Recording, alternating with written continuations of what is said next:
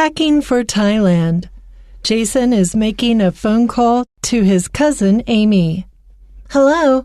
Hey, Amy, this is Jason. Hi, Jason. What's up? Well, you've been to Thailand, right? Yeah, I went there last summer. Why? I'll be visiting there for the first time next month, but I have no idea what I should pack. You definitely need sunscreen. April is the hottest month in Thailand. Oh, wow. I didn't know that. Do you think Bangkok will be too hot? It might be. I suggest you plan your day according to the weather.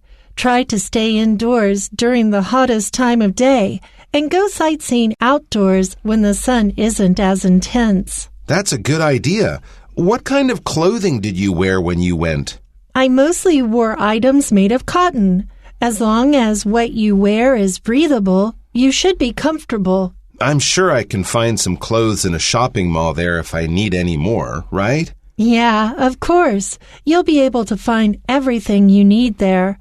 Also, all the malls have air conditioning, so you can shop around to avoid the heat. That's true. Is there anything else you recommend bringing? Be sure to bring some medicine for motion sickness if you plan on taking any boats. I made the mistake of forgetting last time. Okay, let me write everything down.